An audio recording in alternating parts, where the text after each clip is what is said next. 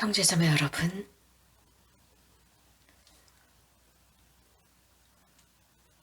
복음이야말로 기쁜 소식임을 우리는 배웠습니다. 하지만 이번 마지막 주간 우리가 듣는 독서의 말씀, 전례의 독서의 말씀들은 왠지 기쁜 소식이 아닌 것처럼 보입니다. 우리가 이 주간 내내 들었던 독서의 말씀은 사실은 굉장히 기쁜 소식이라기보다는 무서운 소식이라고 할 수 있습니다.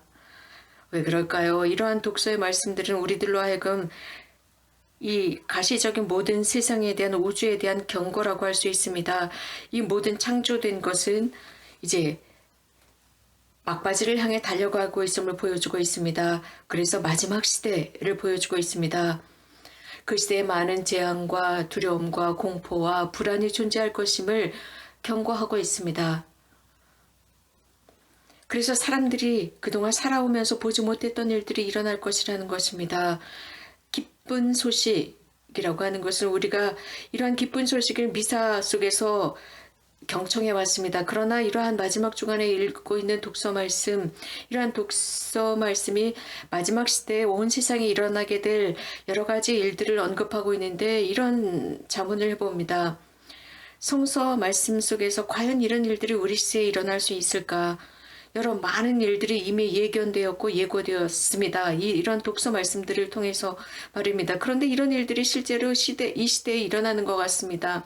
시간이 지나면 지날수록 이 자연재해나 재앙이나 팬데믹이나 전염병 등등이 확산되고 여러 다양한 전쟁이 일어나고 있으며 온 세상 곳곳에서 이런 일들이 일어나고 있습니다. 아무 일도 없을 것이다 라고 생각했던 사람들의 의식 속에 이런 일이 일어날 수 있다는 생각이 스며들기 시작했습니다. 그렇기 때문에 사람들은 또 한편으로는 안전함이나 평화를 느끼지 못하고 있습니다. 물론 이런 일들이 일어나고 있지만 우리는 잠깐 이런 모든 것들에 관해서 잠깐 분석하고 묵상해 보아야 합니다. 즉 하나님의 말씀을 묵상하고 제대로 이해할 줄 알아야 합니다. 그래서 이러한 독서 말씀들도 기쁜 소식임을 알아야 합니다.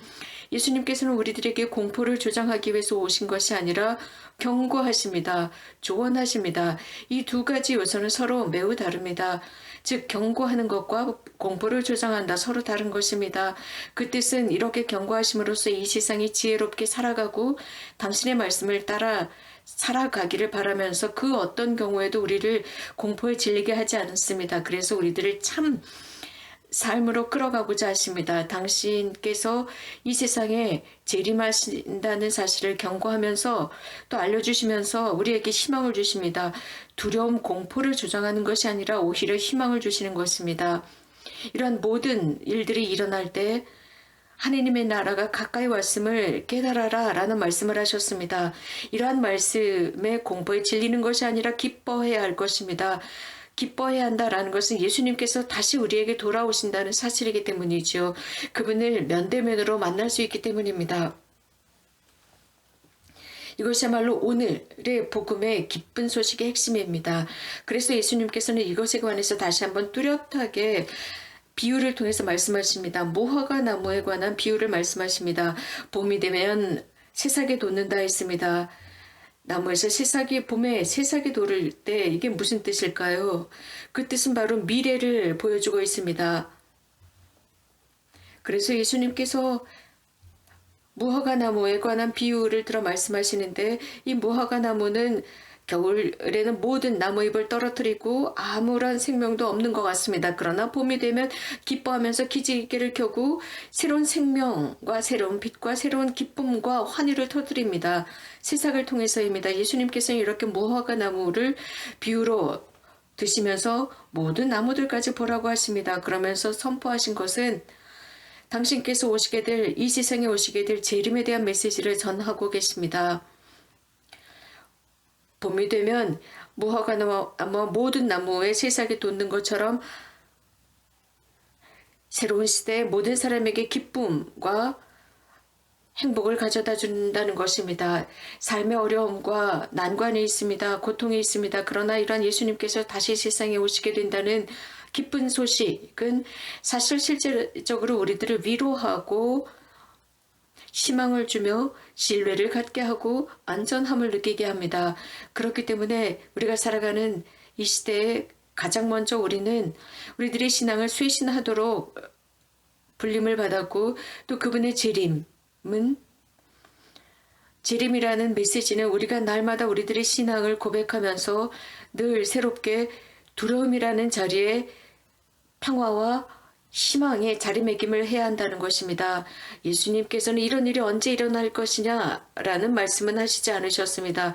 그렇다고 그분의 재림을 고대하는 우리들의 기쁨을 축소시키지 않습니다. 그분은 빛으로 우리들에게 오시기 때문입니다. 우리가 알고 있는 것은 여러 다양한 이단들이 있고, 그 이단들이 여러 번에 걸쳐서 예수님의 재림의 날짜를 예언하고, 심지어는 그 날짜와 시간까지도 정확하게 예언하면서 예수님께서 이 세상에 이런 날 몇 날 몇 시에 오실 것이다 라는 예언을 하곤 했습니다. 그러나 그들의 예언은 맞지 않았습니다. 그래서 무엇인가 자기들이 중요하고 주인공 의식을 가지려고 했지만 그렇지 않았습니다. 예수님께서 분명히 당신의 입으로 그 시간과 그날은 아무도 모른다, 천상 아버지만이 아신다 라고 하셨기 때문입니다. 우리는 그분의 제자들로서 예수님께서 언제 오시느냐 날과 시를 계산하는 것이 아니라 우리는 항상 영적으로 그분과 일치해서 사는 것이 중요합니다. 또한 우리가 아는 것은 그분의 교리는 우리들의 삶의 현재를 보여주고 있습니다. 그래서 우리는 이 현재를 살아가면서 그분과 굳게 연결되어 있고, 그렇다면 우리는 두려워하지 않을 것입니다. 그분의 재림을 두려워하는 것이 아니라 오히려 그분의 재림을 기뻐하게 될 것입니다. 이런 말씀을 들으면서 특별히 초대 그리스도교 공동체 신자들을 기억해 볼 수 있겠습니다. 그들은 정말 기쁘게 예수님의 재림에 대한 신앙을 고백했습니다. 또 우리가 아는 것은 그들은 있는 힘을 다해서 기도했습니다. 오소서 예수님 마라나타 라고 기도했습니다. 그러면서 그들은 두려워한 것이 아니라 오히려 기쁘게 예수님의 재림을 고대했습니다. 이러한 말씀을 통해서 이 기쁜 소식, 즉 마라나타라는 말 속에는 오소서 주님, 오소서 예수님이라는 말 속에 희망을 담고 있습니다. 이런 초대 그리스도교 공동체의 모범은 우리들에게 기쁨을 가지고 예수님의 재림을 기다리라고 가르치고 격려하고 있습니다. 오늘과 또 이 기간 우리가 듣고 있는 복음 말씀은 예수님의 재림에 관해서 언급하는 것으로서 그 외 다른 복음 말씀들도 모두 기쁜 소식이라는 것을 보여주고 있습니다. 미래에 대한 두려움이 아닙니다. 기쁨, 그분과 우리가 면대면에서 만나게 될 그분과의 만남을 기쁘게 고대하라는 것입니다. 그분은 다름 아닌 예수님이십니다.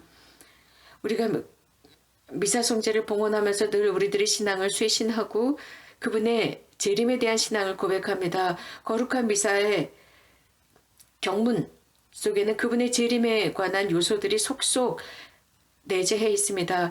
사제들이 경문을 읽으면서 신앙의 신비어라고 할 때 모든 신자들은 주님의 죽음과 부활을 선포하나이다. 예수님의 재림, 그분의 죽음과 부활과 그분께서 다시 오심을 선포하나이다 라고 합니다. 실제로 우리는 온 마음을 다해서 기다립시다. 또 우리가 주의 기도를 드릴 때 우리는 주님께서 모든 무질서로부터 우리들을 지켜주시고 우리가 복된 주님이신 예수 그리스도께서 이 세상에 오실 수 있는 그 복된 희망을 잃지 않도록 살아가게 해달라 청합니다. 이러한 복된 희망을 가지고 살아가면서 그분께서 오셔서 우리들에게 기쁨과 빛을 주실 수 있도록 기도합시다. 우리가 그분의 재림을, 즉 최종적인 예수님의 재림을 기다리면서 우리가 해야 할 제사에는 그분께서는 늘 우리들을 위로하신다는 것을 잊지 말아야 하는 것입니다. 그것은 성사들을 통해서 또 미사 성제를 통해서이고 복음 말씀을 통해서입니다. 이러한 말씀과 또 빵과 포도주를 통해서 말씀을 통해서 우리들에게 영적인 음식을 주시고 그러므로서 우리는 미사에 잘 참여함으로써 그분께서 오시게 될 두 번째 재림 을 고대하면서 미사성제 속에서 늘 감사하도록 합시다. 오늘 우리가 기념하는 성인께서는 여러 기록물을 남기셨는데 그 기록물도 우리들에게 조언하고 있습니다. 곧 우리가 어떻게 하면 주님과 영적으로 일치할 수 있는지, 즉 이 현실 안에서 일치할 수 있는지 가르치고 있습니다. 또 예수님께서 다시 오심이야말로 우리들에게는 충만한 기쁨이 된다고 했습니다. 오늘 우리가 기념하는 성인의 말씀을 기억해 봅시다. 즉 그분께서 쓰신 서한에서는 여러분들이 하시는 모든 그 일은 예수님의 거룩한 이름과 그분에 합당하게 하십시오. 여러분들이 집 밖을 나갔을 땐 그분과 함께 나가시고 여러분들이 여행할 때는 예수 그리스도와 함께 여행하며 그분은 여러분들의 여행의 동반자이시고 여러분들이 성당 안에 들어갈 때 여러분들의 변호자로서 예수님과 함께 성당에 들어가십시오. 예수님께서 여러분들의 노동 안에 함께 하실 수 있도록 하시며 여러분들의 말 속에서 대화 속에 늘 예수께서 함께 하시도록 하십시오. 여러분들이 예수님 없이는 어디도 가지 마십시오. 그래서 저녁 노을이 질 때도 항상 예수님과 함께 하십시오. 아침에 일어날 때도 예수님과 함께 하며 아침에 일어나자마자 여러분들이 입을 열 때도 예수님과 함께 입을 여시고 잠들러 들어갈 때도 예수님과 함께 입을 다무십시오. 아멘.